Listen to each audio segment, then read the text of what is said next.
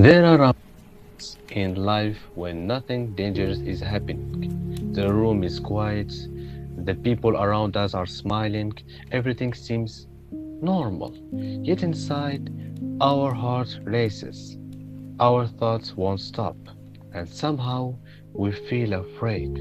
We feel afraid of tomorrow, afraid of disappointing the people we love, afraid that we will never become the person we hope to be. If you've ever carried that invisible weight, this conversation is for you. Welcome to Remember Your Matter, episode 2. So, before we continue for the second episode of Remember Your Matter, I'm gonna leave my first episode of my podcast, Remember Your Matter, down in the description.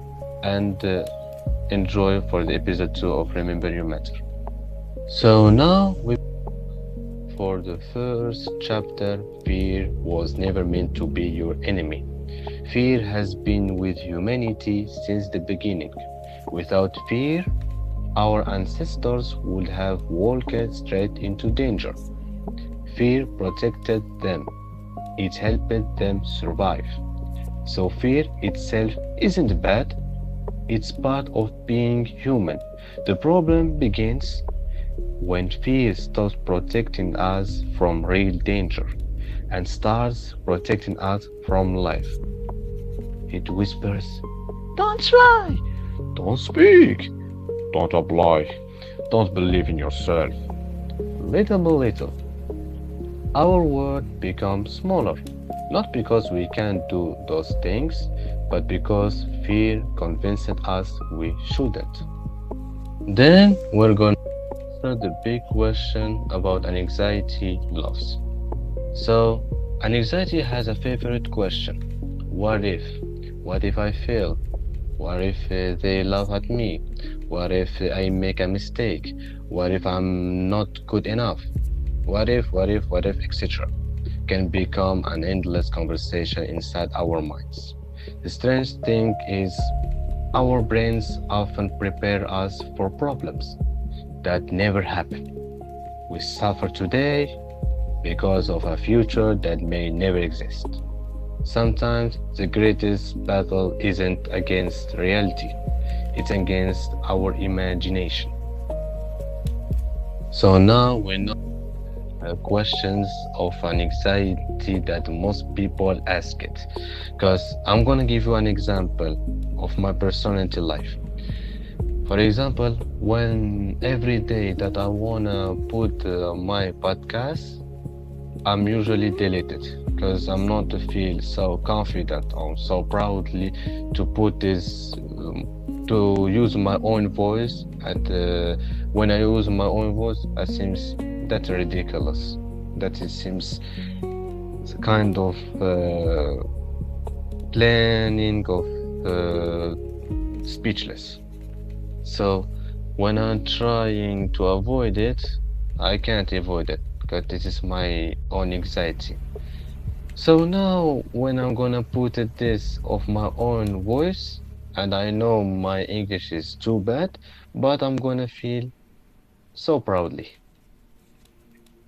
So now I'm gonna move on to the new subject that is calling or the next chapter, the weight nobody can see. One of the hardest part of anxiety is that it often has no visible signs. People may look at you and think you're fine, but they can't hear the conversation happening inside your head.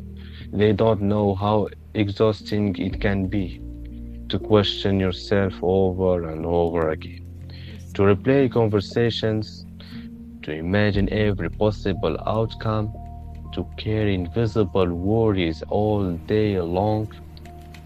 If you've ever felt that, please remember this. Just because other people can't see your struggle doesn't mean it isn't real. So, people think courage means never being afraid, but that's not true. Courage isn't walking without fear. Courage is walking. Even when fear comes with you, every person you admire has experienced uncertainty. Every successful person has doubted themselves. The difference isn't that they never felt fear, the difference is they didn't let fear make every decision. Sometimes the bravest thing you can do is take one small step while your heart is still beating fast. Then be kind to yourself.